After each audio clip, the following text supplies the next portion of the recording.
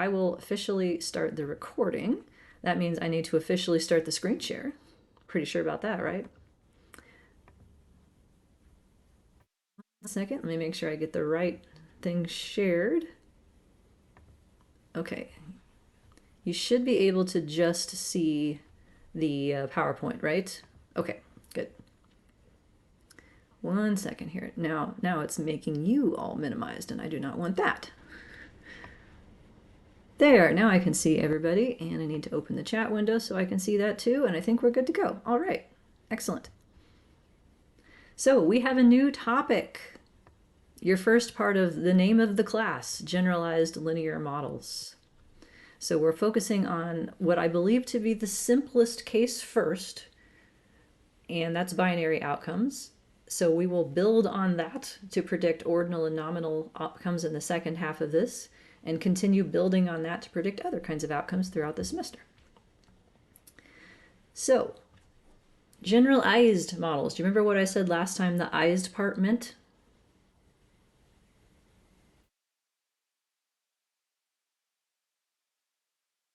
I'll let you take a guess, and if you don't remember, I'll tell you again. Non-equal residuals, Yeah, not not distributed. normal residuals. Exactly right. So a general linear model is actually a very specific thing. It refers to residuals that are supposed to be normal, or the outcome is conditionally normal. Those two things mean the same thing. Residuals is the part that's left over. That's what's supposed to be normal. The idea of conditional means like after factoring in predictors. So it's those are synonyms. So these are some other kind of distribution, essentially what we're going to be working with. So then, yeah, that's the first thing that's going to change. So if normal isn't appropriate, if it doesn't make sense for the kinds of outcomes that we have, what kind does? Turns out there's a whole lot of choices for that. So general linear models, as I said, they use a normal distribution, and as a consequence of that, we have one residual variance that is a separately estimated thing. So there's a mean and there's a variance as the two parameters of the normal distribution. That's actually really uncommon. The rest of the distributions we're going to see this semester don't work that way. But because there's only one variance as a parameter of the distribution, that's why we assume that it's constant. There's no alternative to that. But that's not going to be the case for non-continuous outcomes, particularly those that have one or more boundaries. So other distributions are going to be more plausible that don't assume the outcome is continuous, the residuals are continuous and normal. So what we're going to see this semester right away is that residual variance is not a thing anymore. It's gone. Some distributions have some kind of parameter that's related to the variance, but it actually acts as a multiplier instead. So for instance, the Poisson distribution is for count data, says that the mean and the variance are the same. There's an alternative version of that that puts in a multiplier that allows the variance to exceed the mean, for instance, but there's no separate single variance estimate in what we're going to do this semester. If you're reading the Agresti book, I know a couple of you are, that's the hard one, the one that has a lot of technical language and such. I think if you're majoring in this material and you want to understand how algorithms work, like that would be a good thing to help get you down that path. But he refers to the distribution as the random component, which is an unfortunate phrasing because that sometimes to people means random effects, and that is not the same thing. So I'm going to try to stay away from that phrasing. Now, why do we care about this?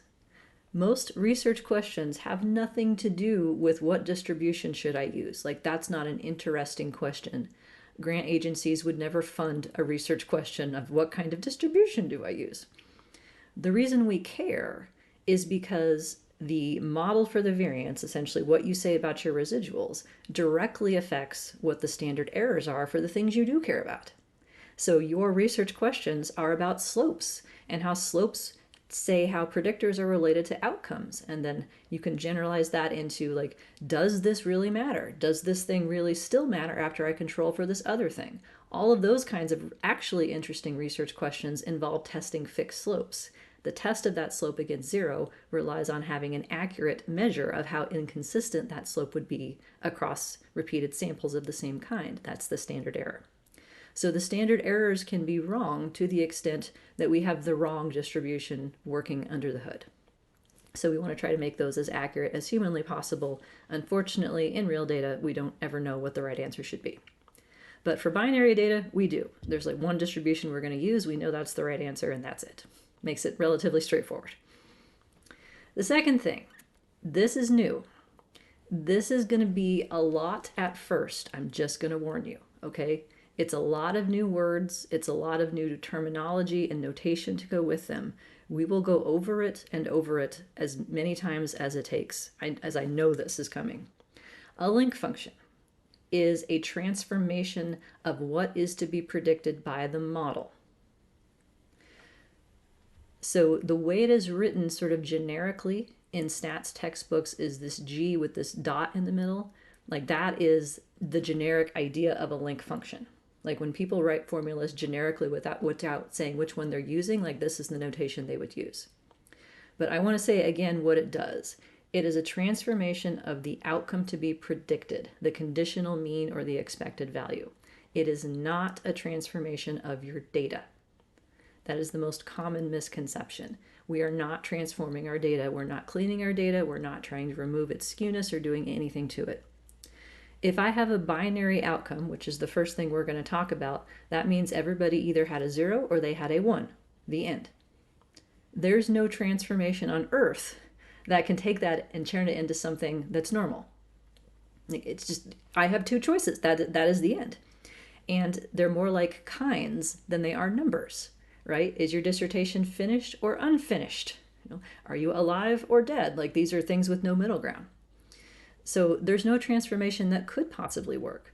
But what is happening under the hood when you invoke these options in software is that it is going to turn your conditional mean that is bounded, has boundaries of 0 and 1, into something that is unbounded. And then we can use a standard linear model to predict it as if it were a truly continuous outcome. That's the magic. Link functions help predicted outcomes stay within bounds. That is their purpose. So a link function takes you from the data to what's being predicted by the model. You'll hear these words from me repeatedly: model scale, link function. Inverse link, which is g to the power of -1 is how that's written, is the opposite operation. That is when you're going from what the model says back down to what the data say. Predicted outcomes that are then resulting from this inverse transformation then will stay in bounds. So here's an example. For a binary outcome, the mean of a binary variable, if you compute it just using the usual arithmetic mean formula, works out to be the probability of a 1. It's the proportion of cases that have a 1. That's the mean. So that's what the model's trying to predict, is for any individual person, what is the probability that they have a 1 instead of a 0? So probability is continuous between 0 and 1.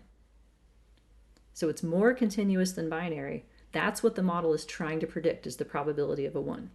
But we have to tell it that no, you can't have anything past 0 or past 1. It has to stay within those boundaries because you can't have a probability of like 1.2 or whatever.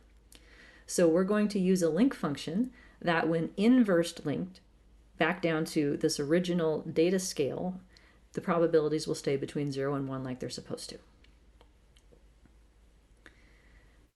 In counts, what we are predicting is the expected count, and counts are discrete integers that stop at 0. They have no upper boundary. Well, we will use a log as the link function in that case, so that we are going to predict the expected count in a continuous metric, but then when you back translate that through the inverse link, the expected count stays above 0. So link functions turn the predicted outcome into something that is continuous.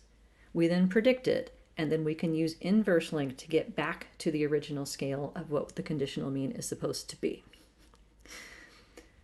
So you actually already are familiar with this idea, but you didn't realize it. Generalized models as an umbrella term, general linear models are a special case because they use what is called an identity link function in the literature.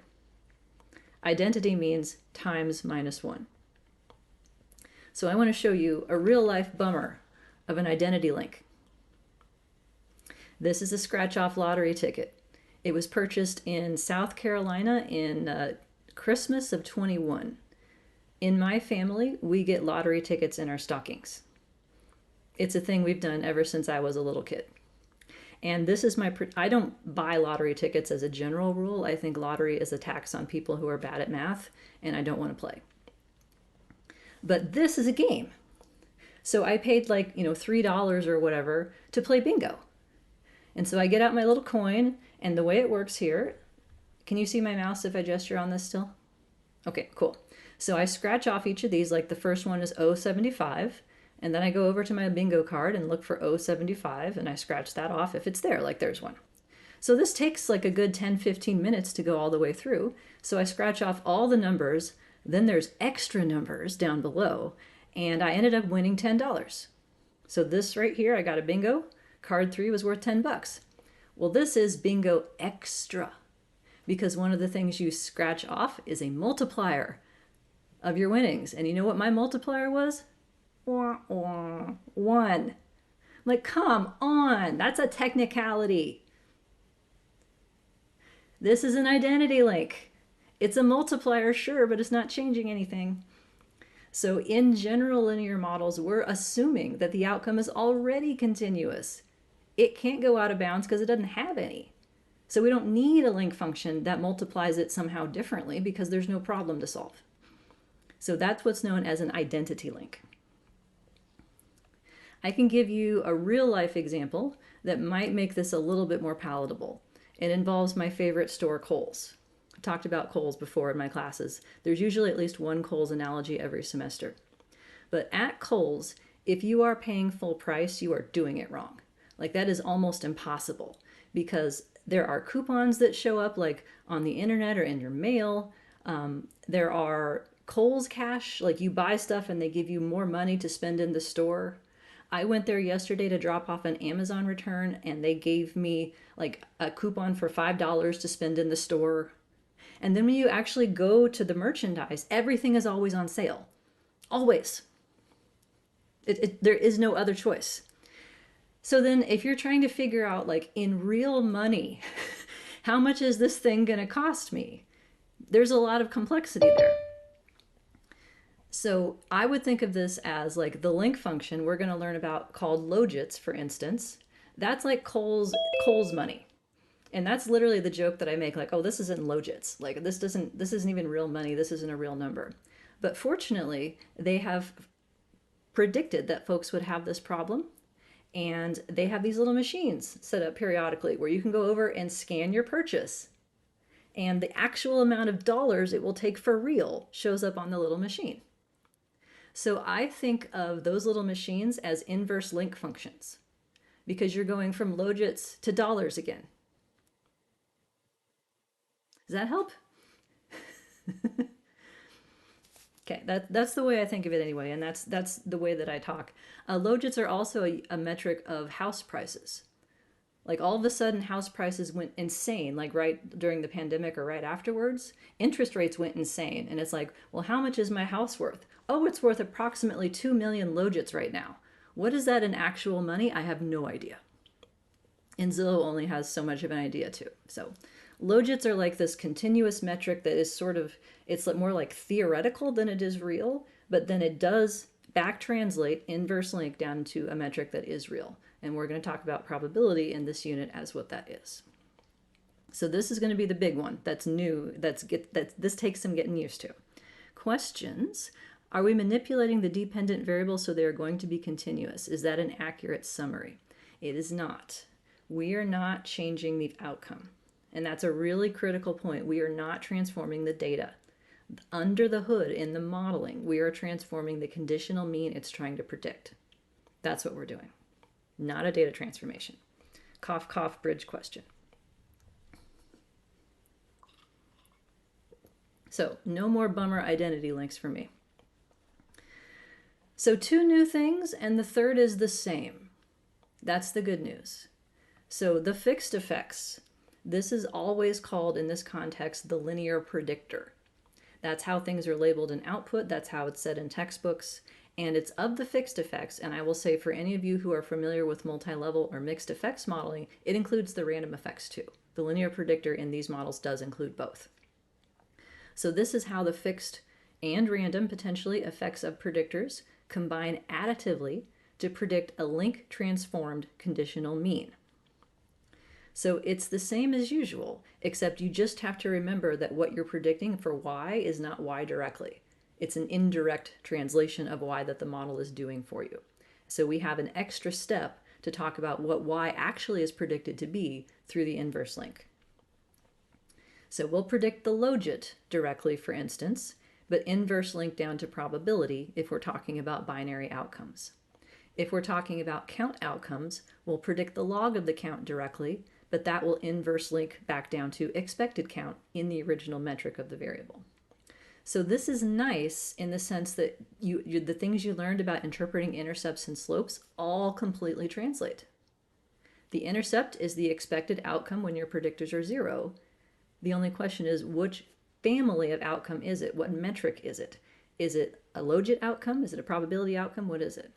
Is it a log outcome? Is it that? So that's the tricky part, is remembering what y is. But everything you've learned about how to work with slopes and what they mean and how to interpret them and interactions, all that stuff still directly holds. That's the good news.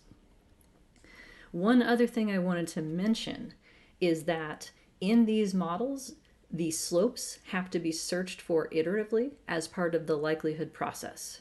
So we talked about likelihood estimation a tiny bit in the first introductory lecture. I'm not going to talk about it much this semester because honestly, all you need to understand is that that's the formula for height we're using to decide which model parameters are the best ones.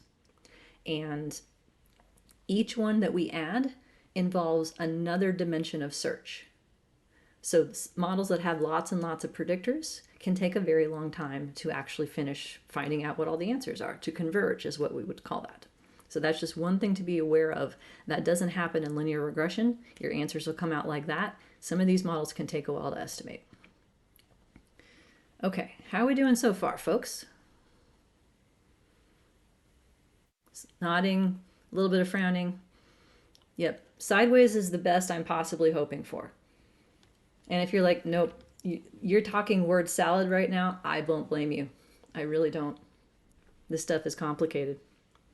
Vladimir, do you want to add anything? No yet. Not yet. Not yet. Thank you. Have you been to Kohl's since you've been living here? Have you experienced Yeah. the Kohl's? Yeah, of course. Yep. Nose was running. I like it. Yeah, well, I like it because I can not have to shop there. I can just order things online and show up and pick it up. So that's always nice. All right, so let me walk you through like what would happen, what would be wrong if you were like, I don't need this. I'm just going to run a regression for my binary outcome. Watch. People do that. Actually, there's certain arguments I've tried to see there. People say it's fine. It's a fine approximation. Well, we'll see. So let's start with, what are we predicting? If I have a binary variable and I want to know its mean, that works out to be the proportion of people who have a 1. So the mean ranges from 0 to 1. The more ones you have, the higher it will be. So the conditional mean to be predicted for each individual, conditional meaning based on their predictor values, so a customized mean based on your model, is the probability of a 1. So I am going to try very hard not to confuse you in notation with synonyms and write this out this time everywhere. So some people just put a p here. I'm putting a prob just because there's a lot of different things for p. So the probability that y sub I, meaning y the outcome that's in our data set, the 0s and 1 columns, is 1. If I know what the probability of a y of 1 is, I have to know what the probability is for y of 0. It's just 1 minus that. There's no other choices. So we focus on predicting one of the answers, and then we know what the probability is for the other one. So the first point I want to make is that even though the original outcome column in our data set is 0s and 1s, probability is continuous between 0 and 1. There's many, many possible probabilities that you can have. So we're already heading towards something that's more continuous than what we started with in terms of what is being predicted. Question, so if models with lots of predictors take a long time to converge, is that the reason you advise me against the model with 40 predictors and encourage me to flip it so there's one predictor and 40 outcomes? In that particular instance, you're in general model land, so this distinction wouldn't matter. But if you were predicting, say, a binary outcome with like 40 predictors, then yeah, that could take a while. particularly if they're related to each other very highly. Does that help? Okay, cool. So then, if we accept that what we're really focusing on here is the probability of a 1 as what the model is trying to get to us, we could do a standard linear model like this. So I could have my beta 0 intercept like usual. So that would be the expected probability of a 1 when all the predictors are 0. Beta 1 and beta 2 would tell me how that probability changes per unit of x and z. And then e would be the difference, how far off observed is from what's predicted in the binary values. So the model essentially becomes like this. What could go wrong? Well, the first problem is that this is a linear model in the sense that beta 1 and beta 2 are linear slopes. They create a line that goes on forever. So if I have x against the probability of a 1 here, we immediately see the problem.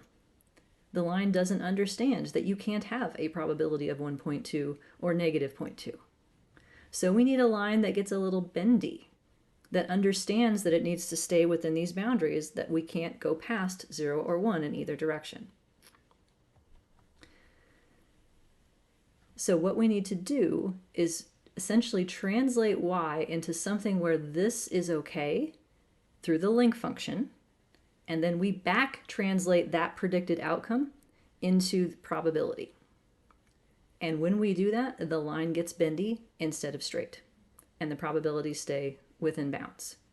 So we're changing the relationship between probability and x to something that's nonlinear, but we're doing it indirectly. We're not fitting a nonlinear slope directly. Here's how this is going to work. Okay, are you ready for this? We're ready. Remember I promised, I think a week ago, to tell you what the hell a logit is? Here, it's coming. I know. Okay, so step 1. And some of this might sound familiar because you may have seen a little bit of this in like introductory stat with categorical data. So step 1 is that we convert probability into a metric that is called odds. That is the probability of a 1 divided by the probability of a 0. So if I say, what are the odds that I'm going back to Kohl's this weekend? Pretty good. Like the odds are 4 to 1, that kind of thing. So that would give me what, a 80% probability of going to Kohl's, if that works out? So it's a way that people express probability against the alternative. You see this in like sports betting and stuff, right? What are the odds this team's going to win or that team's going to win? So I will point out, we can agree that this is a fraction, right? There's a numerator and there's a denominator. Some might call this a ratio, right? One thing relative to the other. This is not an odds ratio. It's an odds. An odds ratio is a separate thing. That's something that confused me for a long time. So you're going to hear both of those words from me, and they are not synonyms. This is odds. So just to show you how this works, if the probability of a 1 is 0.7, that means I would have 0.7 divided by 0.3. That works out to be 2.33. Okay. If I have the odds of the corresponding 0, meaning the probability of 0.3 divided by the probability of 0.7, that works out to an odds of 0.43. So these are asymmetric in the sense that like one is not going to be on the same scale as the other. So and the scale is skewed because odds have to stop at 0, but they can range up to positive infinity. So in terms of getting a continuous outcome, yes, order matters. If in terms of getting a continuous outcome, we're halfway there. Odds is continuous on the positive side. It's bounded at 0 still. So some genius figured out, hey, you know what? If I take the natural log of those odds, then I remove the lower boundary of 0, and what's left is truly continuous on both sides. So this, my friends, is the logit. Logit is also called log odds. You may have heard it that way before. And to me, this is something you have to memorize, and I have a conductor stick to help you. We're going to have a little song. Okay. we have a logit is the log of the odds of the probability of a 1. Okay, can we say that together? Humor me, please. You don't have to turn your microphone on, but it's the log of the odds of the probability of a 1. Commit that to memory. The log of the odds of the probability of a 1. Now, logits are very cool. If the probability of a 1 is 0.7, the logit of a 1 is 0.85. If the probability is 0.3 for y equals 0, the logit is negative 0.85. It's symmetric. The probability of a 1 is just as far away from 0 as the probability of a 0 is. So here is a picture that maps probability on the y-axis to logits on the x-axis. So if I have a probability of 0.5, that means 0.5 divided by 0.5, take the log of that, the log of 1 is 0. So logit 0 is the neutral point. That means you have a 50-50 shot. Logit 0. If I say, well, what's the logit that corresponds to a probability of 0.9? Well, it's 2.2. So I can go over here and figure that out. The probability that the corresponding probability of 0.1, then the logit is negative 2.2. If I have a probability of 0.99, that's a logit of 4.6. Can you guess what a probability of 0.01 would give me in logits based on this pattern?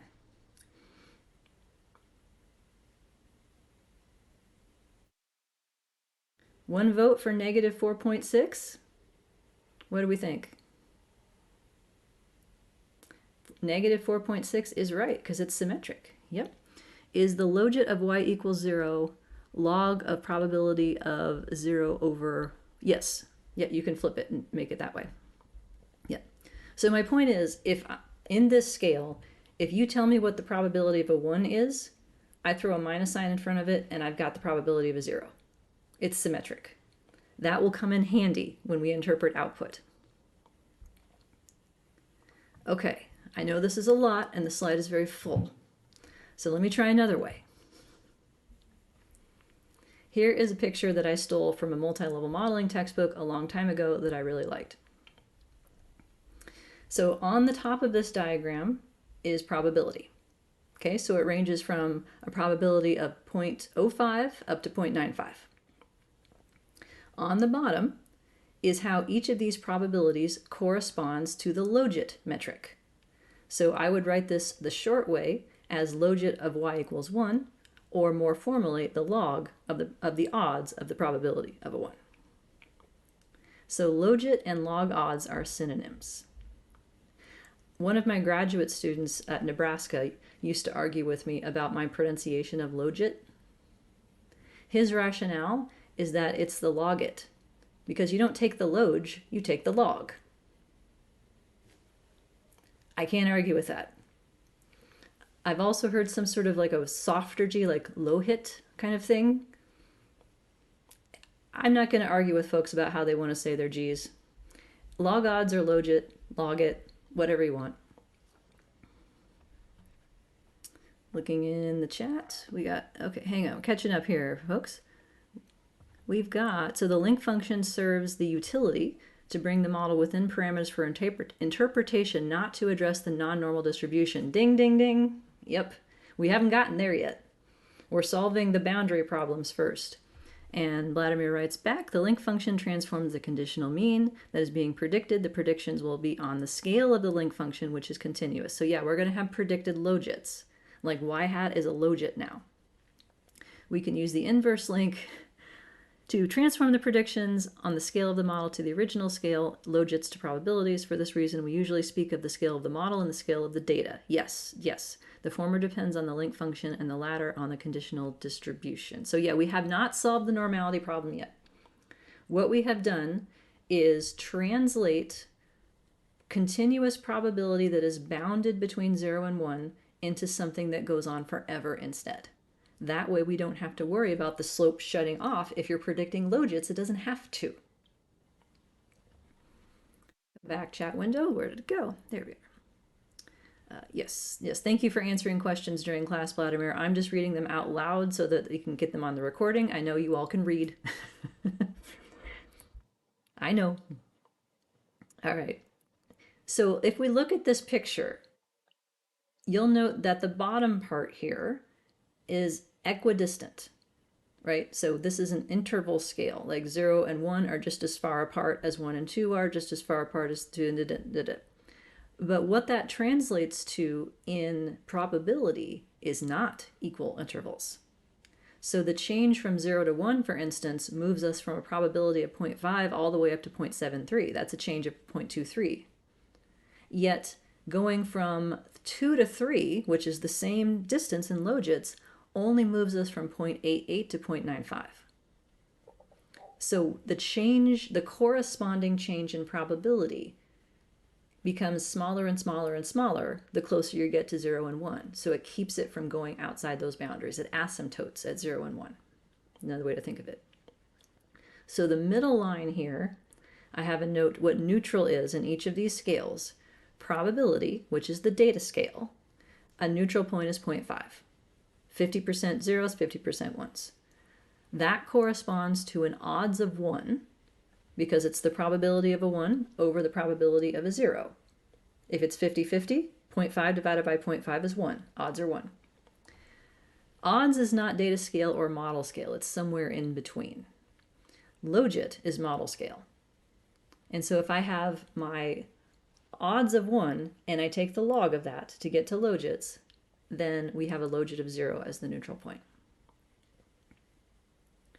So if I told you my logit is -1, this table will tell you what the probability is.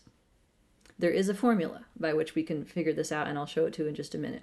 But let's say that you don't have a handy dandy table and someone tells you that your predicted logit is 3.5. What would you make of that? We just met logits. We're like, what is that? I have no idea. That's like the price in Coles Land or on Zillow, 3.5. Well, if I think about where neutral is, 3.5 is above 0, right? We can agree on that? So if the logit is positive, that means I'm more likely to get a 1 than a 0. That's a probability that corresponds to greater than 0.5 if I have a positive logit. If I have a negative logit, that corresponds to a probability that's closer to 0 than 1. So the direction of these things matters and is readily interpretable. The amount of logit is a weird thing to think about. Like if you told someone they had a predicted logit of 3.5, other than, well, it's closer to 1 than 0, you wouldn't know what to do with that. And so that's why there's this extra step in conveying the predictions from these models to go back to the data scale, to convert back to probability, because then people understand what that means. If I said I have a probability of 0.8 of doing something, you know that's a more likely than not. So putting it in summary, logits are nonlinear transformations of probability, not data. It's happening for you under the hood of the model. What is being predicted is getting transformed, not the outcome itself. So the linear model that will fit will create a predicted logit that ranges from negative to positive infinity. That predicted logit, when inverse linked, back translate is the word you'll hear me say, creates a predicted probability that shuts off by 0 or 1. So that's the point of logits, to make sure that predicted outcomes in the data scale stay within their boundaries, because the model scale has no boundaries. Okay, how are we doing? Okay, what's a logit again? The Log. log of the odds of the probability of a 1. There we go. Log of the odds of the probability of a 1. Got to commit that to memory. All right, now the other question. What happened to the residuals can't be normal thing? We haven't even talked about that yet.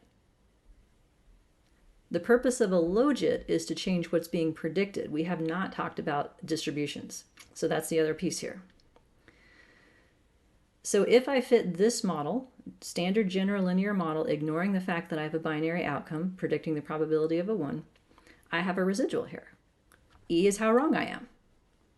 So using the notation from last semester, or otherwise in regression, y sub I is what you actually got. Y hat is what the fixed effects said you should have had based on your predictors. So anybody with the same x and the same z would get the same predicted y hat. So E is what's left. But in binary data, E can only be two things because there's only two choices for what your data say. If you really had a 0, then E is 0 minus the predicted probability. If you really had a 1, then E is 1 minus that predicted probability. So at each predicted probability, there's only this far up and this far down. Two choices. That means the residuals can't possibly be normally distributed. There's only two of them at each point. The residual variance can't possibly be constant over the predicted values because in binary data, there is no such thing as residual variance. The mean and the variance are dependent. The formula for variance for a binary variable is the probability of a 1 times the probability of a 0. That's it. So once you know what the probability of a 1 is, you know the variance that goes with it. And it's not the same. So here is a table that summarizes this. If I have a binary variable with maximum variance, that's a 50-50 split, the variance is 0.25. 0.5 times 0.5. But as I move closer towards 1 or closer towards 0, what happens to the variance is that it shrinks. And eventually, if your mean is 0, that means everybody got a 0 and there is no variance. If your mean is 1, everybody got a 1 and there is no variance. It's constant. So this is a problem for general linear models that say not only is there a separate variance that we need to figure out what it is, but that it needs to be the same, regardless of what your predicted probability is. Can't. Not going to work. So if you think about using these predictions and the variance around them to generate maybe confidence intervals, right? Like plus or minus a standard error or something, those intervals should not have the same width. But according to the normal model, they will. Wrong. So you'll be introducing too much error into a prediction for some folks and not enough for others. Uncool. So we're going to fix it. Well, what if we just don't use the normal distribution? Is there a distribution that works for binary data instead? Yeah, some dude invented it in like the 1700s or something. His name was Bernoulli. So I have a comparison for you. What the formula is for height, likelihood, when you're in univariate normal land, where there's a separate mean and a separate variance, versus the Bernoulli distribution, whose formula for height is this right here. This means it's the probability of a 1 if that's what you got, or it's the probability of a 0 if that's what you got, the end. So there's no variance parameter, there's only p, which is the probability of a 1. So if I know that my probability of a 1 is, say, 0.25, I know my probability of a 0 is 0.75, the end. So I don't have variance anymore. It's not that I don't have variance because I'm not wrong. Like, these models can still mispredict. It's that I know how wrong I can be. And it's limited, and it's not constant, and it depends on where I am. All right. You want to see some models. Model scale all the way down to data scale. So these are just generic examples for now, and I'll have a real example using SAS data in R later on. Okay, so if we're predicting logits directly, the log of the odds of the probability of a 1, that thing you will see abbreviated in notation as mu sub I, or mu hat, depending on who you read, meaning what the model is predicting directly in logits. That's what this term means. This is model scale. That is a function in this example of an intercept, a linear slope of x, and a linear slope of z. Cool. So that means beta 0 is the predicted logit when x and z are 0. Beta 1 is the change in the predicted logit for a 1 unit change in x. Beta 2 is the change in the logit for a 1 unit change in z. Everything you learned works exactly the same if you say in the logit first. So I like this version of the model the best because I know what to do with the slopes and intercepts. Now, can you think of a drawback potentially to this model in terms of, I don't know, writing it up and turning it in for a paper? Sorry, Lisa, can I ask a question? Can you repeat what you said? Because I wrote down what beta 0 is. It's the predicted logit when beta 1 and beta 2 are 0. When Can you x and z are repeat what- 0. Oh, sorry. So it's the predicted logit when x and z as the predictors are 0, Ah, which okay. would knock out their slopes for that reason. Ah, okay. So could you repeat then what the definition of beta 1, beta 2 are in this context? Yep. So a slope is the change in y per unit change in x, right? It still is. It's the change in logit y for a 1 unit change in x. Beta 2 is the change in logit y for a 1 unit change in z. It works exactly the same as what you're used to if you just throw the word logit in front of it. And that's why I like it. Now, why might I not like it? Hey, Vladimir, I'm going to call on you. Vladimir is trying to publish papers predicting the probability of being admitted to college, right? And in your papers, do you have pictures of predicted logits? Sorry? In your papers, do you have pictures of predicted logits, like in your figures and stuff, and figures and tables? No, No, why not? because those are not intuitive. Yeah, no one knows what the hell a logit is. That's the problem. So you're predicting this outcome that works beautifully as this continuous thing, so your linear model functions the way you're used to, but no one knows what y is. So yeah, in my comment, we may accidentally say it's a change in the probability. Yeah, it's not. And that's also another problem. We'll talk about that. So this version of the model scale in the link function, has the advantage that the x side works as we expect, but the y side is this weird, non-intuitive thing.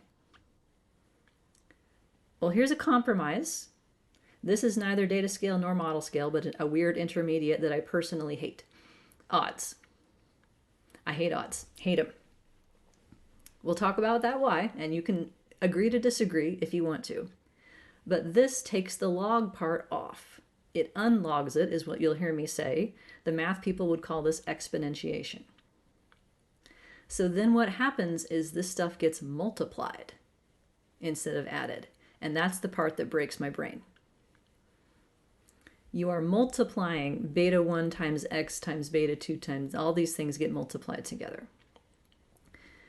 So the version then that would be reported in most manuscripts is the probability version, the inverse link. So this is the formula by which you can back translate logits down into probabilities. So the probability of a 1 is what we're predicting in this metric. And that will be abbreviated with p sub I or p hat sub I. And I'm trying to be explicit because p value is another use of p, right? P sub I is a prediction. How are you supposed to know that? I'm going to say probability. So that is e to the power of what the model predicts in logits. So natural e, that thing. 1 divided by 1 plus that thing. So you will hear me say this repeatedly.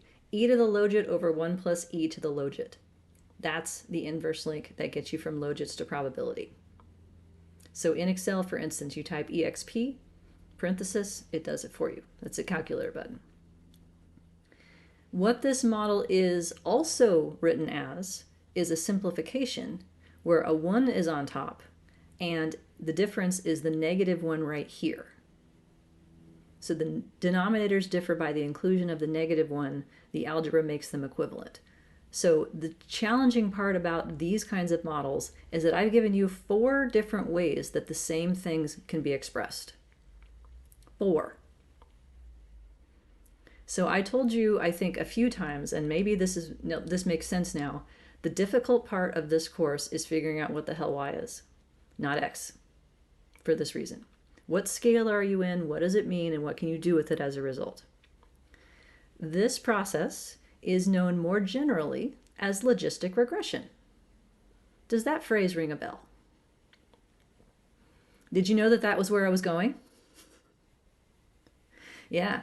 Logistic regression means the use of a logit link function in a regression model to predict binary outcomes.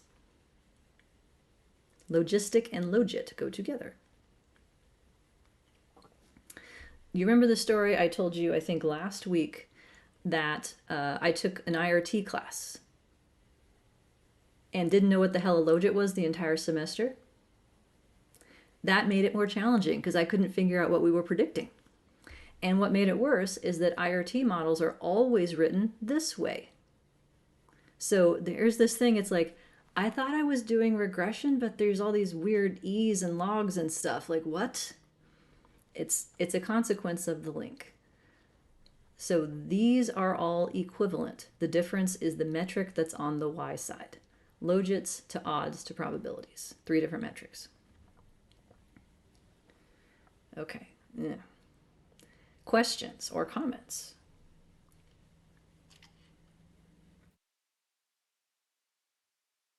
Watch in the chat as well. Vladimir, do you want to contribute anything? Nothing to say, Lisa. Nothing to say. Okay. Thank you. No, thank you. So we are using this if our variable that we want to predict is binary. Yes. And it has nothing to do with what we're using to make the prediction, whether we have, categorical or quantitative. We don't care about that. Exactly. Okay, thank you. Yep. The name labels that go with, if you have a categorical predictor, it's called this, and if you have a quantitative predictor, it's called this. Nope, that's gone. It's gone. You can have whatever kind of X predictor variable you want. They can be binary, they can be nominal, they can be ordinal, they can be continuous, they can be semi-continuous, they can have interaction terms, they can have nonlinear slopes. You can do whatever you want. It's the Y side that we're focusing on. Logit is only one of the exponential family, correct? And the only one we'd use for binary outcomes. Logit is a link. The exponential family refers to distributions, usually, if I'm not mistaken. And so we are going to borrow the logistic distribution as part of this to motivate the use of a logit. It is not the only one that we would use for binary outcomes. There are at least 3 more that I can think of, and we'll talk about one in more detail, and I'll wave my hands at the other 2. The kurtosis or maybe skewness of the dataset will affect the transformation in this logic using the logic functions. The skewness of what, per se? Of the original data. It doesn't matter. The zeros and ones? Yeah, the zeros and ones. Yes, 2 of the link functions that are possible. One is designed for situations in which there's way more ones, and so we want to focus more on that side of the probability, and the other is designed for this complementary situation in which there's way more zeros. Thank you. Yep, that's like maybe 3 or 4 slides from now, give or take. Might be longer. It's coming though.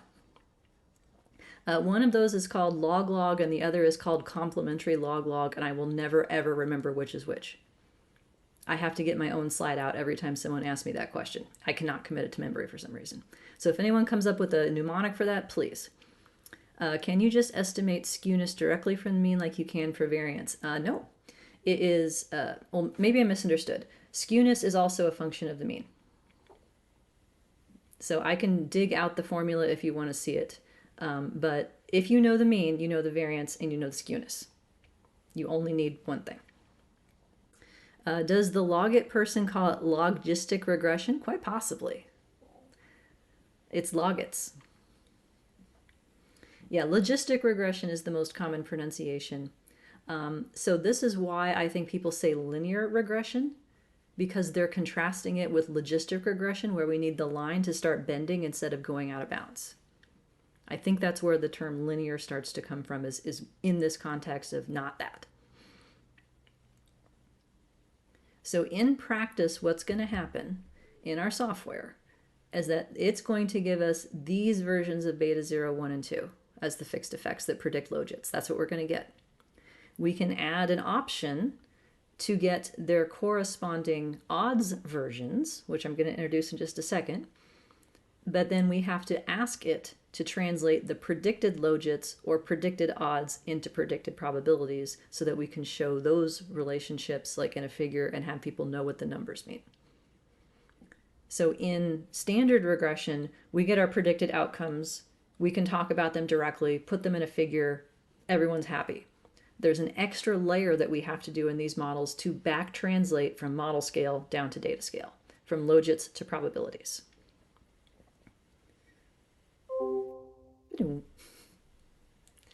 All right, so here's a chart as to how these things work, order of operations, and what you can and cannot do. So here's my model, for example. So if I have my predicted logit outcome using the link function, that's notated here as mu sub I. So this is kind of like y hat, but in logit land. Cool. If I want to take that predicted logit, exponentiate it, back translate it down to odds, I can do that. I can convert my logit to odds, no problem. Here's the formula. If I want to go one step further and go from odds down to probability, here's the formula. E to the logit over 1 plus e to the logit. All of this is totally fine. For the slopes, though, the same is not the case. So if we start with beta 1, but beta 2 is the same way, if you want to go from the slope in logits to what the slope is in odds, you exponentiate that as well, and this thing is called an odds ratio. A slope is a ratio of odds. It's actually the odds of one thing stacked on top of the odds of the other. So there's like two fractions in it. That's an odds ratio. This is the most common way that people indicate effect size in these models. E to the slope. I hate them too, but I'll show you how to make them because the rest of the world likes them. Now, what you can't do, and a very easy mistake to make, is to think, well, I'm going to take it one step further and talk about the slope and probability. You can't. It don't work. The reason, go back to the picture, this picture right here. If I say the slope is 1 in logits, that means for every unit increase in x, my y would go up by 1. Cool, I can do that. So I can go from -1 to 0 to 1 to 2 to 3 to 4 all day long. Now if I talk about a 1 unit change in x translating into probability, I need to know where I am in the first place to see how much probability is going to move. X is going to have a bigger impact on the predicted outcome if the predicted outcome is in the middle, the 50% mark. Going back even further, this. X matters more in the middle. The change in probability will be the largest because probability has to shut off. So even though you can keep going up and up and up in X, it has less and less and less of an impact. So the slopes in these models do not predict probability because they can't. There's different changes depending on where you are in your prediction. Slopes are most active at probability of 0.5. Okay, does that make sense? This idea. So you have to resist the urge to talk about the slope as changing the probability because that's not what it does. Slopes change the predicted logits, which you can then back translate into predicted probabilities through the inverse link function. So you got to stop here when it comes to slopes. You can talk about them in logits or you can talk about them in odds. You cannot talk about them in probability. Cough, cough, bridge question.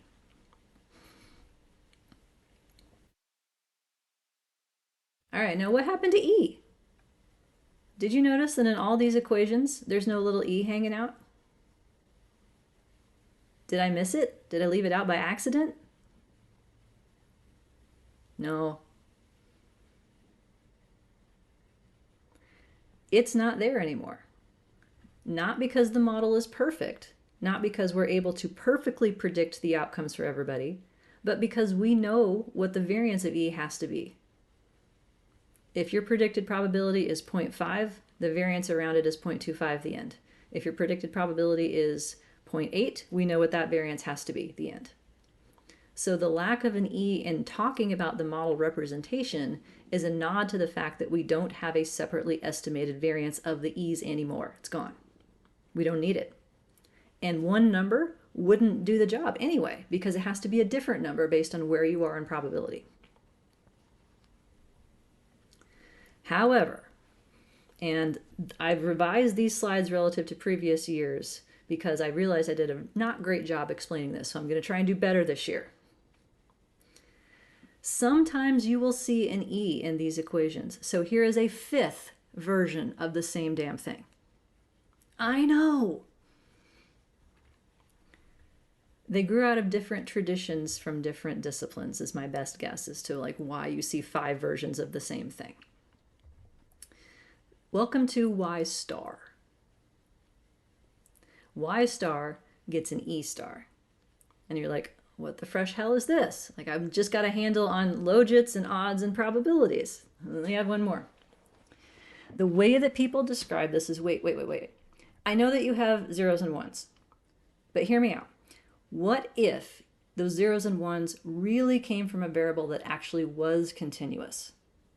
Like your propensity towards finishing your dissertation or something like that. Your propensity towards dying. Something that's more continuous. In that case, then we could have leftover variance in an E. Only one problem. This is imaginary. It doesn't exist. We have zeros and ones. So it's a nice thought that we could have had this underlying distribution that they came from, but it's not real. We can't prove that it's right or wrong because it's imaginary. So you will see synonyms for this as underlying or latent or unobserved. I'm just going to say pretend. That's what it is. But describing it this way allows us to build a scale for the model in terms of numbers and have that make some kind of sense. So the scale for what Y star is directly tied to your link function. And that's sort of the motivation of why that one. So here's an example predicting Y star. Y star is the continuous distribution that we believe theoretically underlies the observed one. Let's say that we say, hey, I like this pink one. This is a logistic distribution. Logistic distribution has 2 parameters. One is a mean. The other is an S multiplier that extends the variance. In binary data, S has to be 1, so there is no second parameter. So it's just a mean. So then the thing is like, well, what if our data really came from this pink thing, but somehow it got messed up, and after some like cut point, you have a 0 or a 1. This is the motivation that allows us to figure out what the variance of E star would be. And it works out to be, according to this distribution, pi squared over 3. Remember what pi is, folks? It's been a minute. 3.141 something. I only have 3 digits of pi. I'm not a real math nerd. Didn't work on that any further. Pi squared over 3. That works out to be 3.29. So what happens in a lot of formulas for R square is that we're like, yeah, I know there's really no residual variance, and so there's no real R square in the data land. But in the model land, we can think of it this way. And we can say that the variance of the underlying variable would have been 3.29 and use that as like a substitute for residual variance and thinking about the model. So you will see this number show up in weird places, and this is where it comes from. It's tied to the use of a logit link. The difficulty in thinking about it this way is that this E variance can never go down. So 3.29 is what this value will be, no matter how good your model is. And that causes problems in comparing across models because essentially what happens is it changes scale. Okay, that's a lot. Let me just pause for a minute before we add any more complexity. Just take a breath. Have some Fresca. Okay, big picture. What's a link function?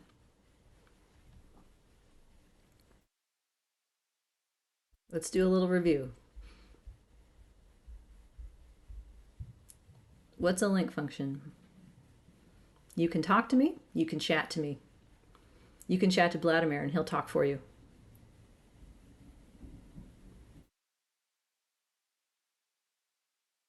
I think I see people typing. I'm going to wait patiently.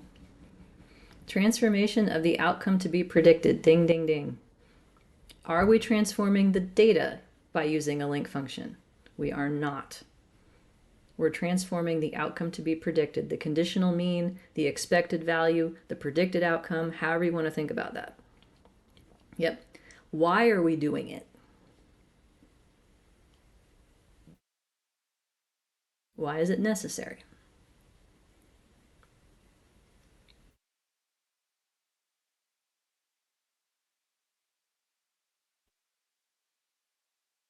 To create a continuous outcome to be predicted instead using a standard linear model where the slopes can keep going and going and going, and that's fine because logits keep going and going and going. Yep. Because otherwise the prediction would extend beyond the boundaries of the actual data. Exactly right. We have to keep the zeros and ones in bounds to make the model able to predict an unbounded outcome. I like that too. Yep, these are the big picture ideas that I want you to hang on to. The details are fuzzy right now, but this is the big picture. So anytime you're predicting an outcome that has a boundary, that's where you need to consider using a link function because it removes that boundary so your linear slopes can keep going and going and going. So our friend the logit is also used in predicting proportions, like proportion correct. Because that is not a 0-1 outcome, but it's a continuous outcome between two boundaries, 0 and 1. So logits will make it so our predicted proportions stay inside their boundaries as well for the exact same reasons. For outcomes that have only one boundary at 0, we will instead use just the natural log as the link function, just the log part. Because we don't need to unbound the top side, we only need to unbound the 0 side. And logs do that. Are there any other link functions that you may have heard of? We had a question a while ago, is there other kinds? Yes, there are. Have you heard of probit? Probit regression? You've heard of that one? That's next. Not today though. It's 3:06. I'm not going to start probit today. There's probit, there's tobit,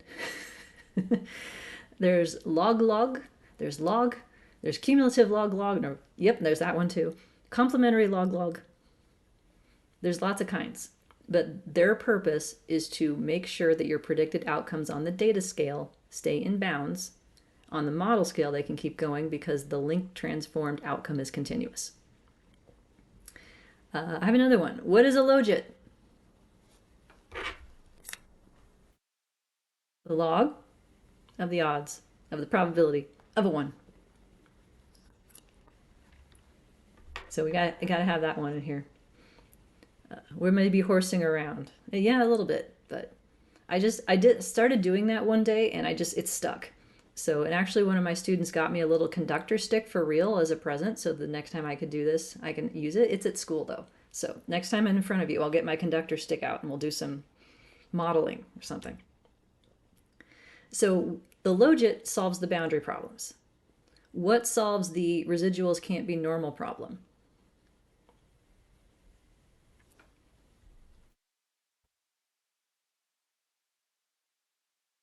What are we doing about that?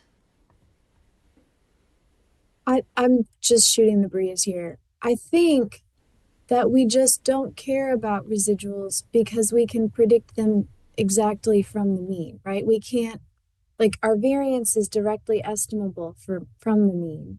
So we Yeah. don't need to separately calculate that. If we know the estimate, then we also know how much error is involved. That's right. And so the normal distribution doesn't work that way. So we need a different one that does. Bernoulli. We use a different formula for computing the height of each person's data. That formula is meant for binary variables. So we're changing the assumption of the model by not using the normal distribution in the first place to describe the outcome. We'll use a different one. There are distributions that work with lots of not normal outcomes. We'll see throughout the semester. This is one choice. As far as I know, and no one's ever corrected me if I'm wrong, Bernoulli is it. Like, there are no other choices for two outcomes. Like, that's just what people use. Later in the semester, we will have to evaluate which one from a family of related ones fits best. That will become an empirical question later that we don't yet have. Okay, what is the neutral point that corresponds to probability in odds? So if I have a probability of 0.5, what is that in odds?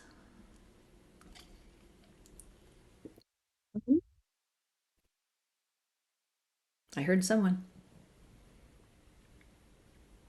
Probability 0.5, odds of 1, and logit of 0. Exactly right. Yep. Logit or logit, whatever you want to call it. Logit 0 is odds 1 is probability 0.5. So if your predicted logit is positive, you're closer to a probability of 1 than 0. If your predicted logit is negative, you're closer to 0 than 1. If your odds are 0, something went wrong. That can't happen. So that's one of the things that gets a little tricky with this, is that in thinking about predictor slopes, the version of the model that is based in odds, they're called odds ratios, e to the slope. These numbers are lower bounded at 0, zero. There we go. That means they're always going to be positive. So if you look at an odds and you're like, it's a positive number, that must mean the slope is positive. Nope. And that gets confusing. What's going to happen is that odds that go with positive slopes range from 1 to positive infinity. Odds that go with negative slopes range from 1 down to 0. And that I find dissatisfying because it feels like they're not the same distance. Like you can have an odds of, this is coming, but like when it's expressed as a positive slope, it sounds so much bigger than when it's expressed as a negative slope. And that asymmetry I find unintuitive and challenging. But most of the models we're going to talk about this semester don't have this intermediate layer. There's just model scale and data scale, and that's it. But this is an exception because odds and odds ratios are very, very common to report in disciplines that work with categorical outcomes. Medicine in particular, sociology, demography, things where they're studying where stuff happens or not, if your disease comes back or not. So then we talk about odds of that happening as a very common way of expressing that. Okay, those are the big points I want you to hang on to. Go ahead. Could you repeat the part about the odds? You said if it's positive, it goes from what to infinity? So if the slope in logits is positive, so like beta 1 here, if that's a positive slope, that means logit y goes up as x goes up. If you convert that into how it would change odds, that is called an odds ratio. It's e to that slope. And if the original logit slope was positive, odds ranges from 1 to positive infinity. The odds Odds ratios, odds ratios that predict odds. There we go. If the original logit slope were negative, then it ranges from 1 to 0. Okay, thank you. Yeah. So 1 to positive infinity looks a lot more impressive than just flipping the direction of the slope and making it shoved into 0 to 1. And we can agree that like if I have a slope of negative 2, that's just as strong of an effect as a slope of 2. It doesn't work that way when you express it using odds ratios. But we will see more of that next week, since it's 3:13 and I'm out of gas, so I'm assuming you all are too. And now you understand why this is not a 3-hour seminar that meets once a week. Because I've been doing this a long time, and I know at this point everyone's like, I'm full. Just stop talking. Nothing else is getting in today. All right, I will hang out here for a few minutes in case anyone wants to chat. Otherwise, thank you for coming today. I hope to see you in person on Tuesday. Be careful out there and have good weekends and work on your first formative assessment. Sound good? Thank you, Lisa. Thank you. Bye for now. Bye.